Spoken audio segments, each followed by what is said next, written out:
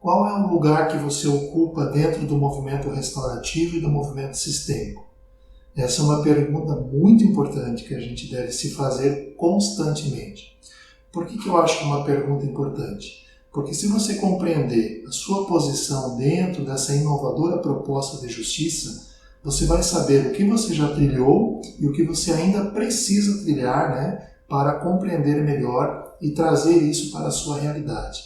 Então eu vejo que todo movimento, toda a inovação, quando ela aparece, ela se apresenta em 3 etapas distintas. A primeira etapa eu visualizo que é a curiosidade.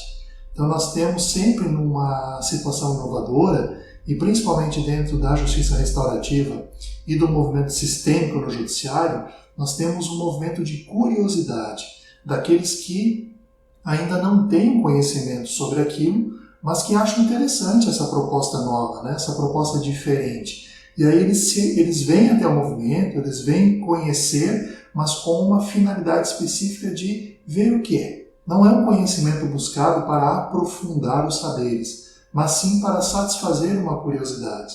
Então, participam de constelações, participam de movimentos sistêmicos, participam de círculos restaurativos, mas sempre buscando visualizar aquilo no sentido externo, no sentido de alguém que está presenciando um espetáculo. Essa é a primeira etapa. E é natural que isso aconteça. É uma etapa inicial. Né? Tudo que é novo nos desperta curiosidade. Mas a partir de um segundo momento, nós temos então a necessidade de buscar o conhecimento sobre aquilo. Então, passada a fase da curiosidade, eu começo então, se aquilo me agradou, se aquilo fez sentido para mim, eu começo então a buscar o conhecimento sobre aquilo. Então é isso que eu tenho visto de um tempo para cá. Pessoas que já passaram da fase da curiosidade, né? Muitos já passaram por esse momento, e então sentiram a necessidade de buscar um conhecimento sobre a justiça restaurativa e sobre o movimento sistêmico. E então passam a estudar com profundidade, né, as obras literárias, enfim, tudo aquilo, aquele aporte teórico que nos é trazido para tentar entender o que essa inovadora proposta nos traz dentro do campo teórico e prático. Então vejam, esse é o segundo momento, o segundo passo dentro de um movimento novo.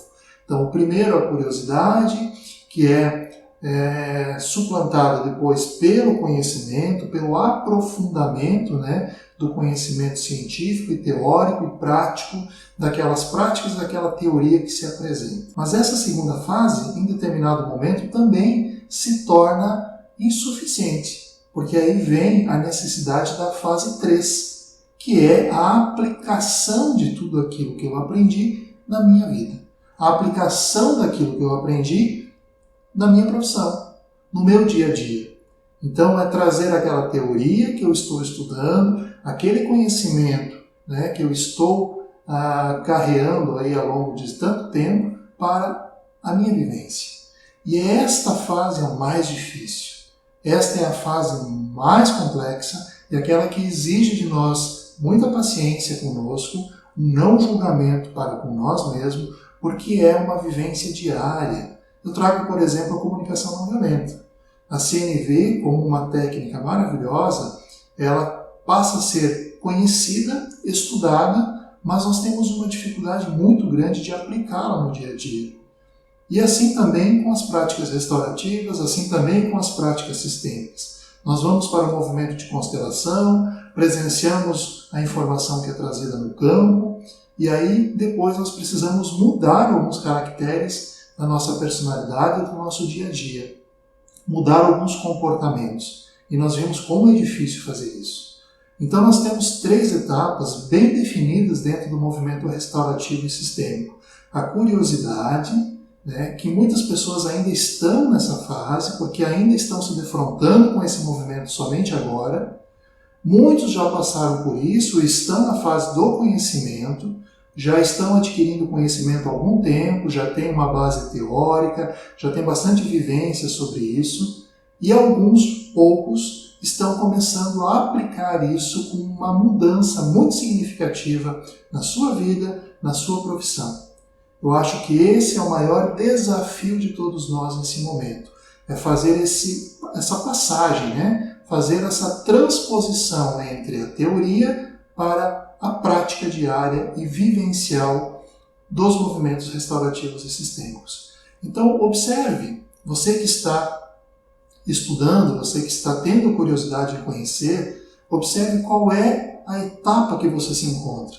Qual é o caminho que você já percorreu, qual é o caminho que você precisa ainda percorrer para efetivamente trazer na aplicação diária todo aquele conhecimento que você teve. Pois, pessoal, de nada adianta a gente ter um cabedal de informações, sermos conhecedores teóricos de todo o pensamento sistêmico, restaurativo, se não conseguimos aplicar isso no dia a dia.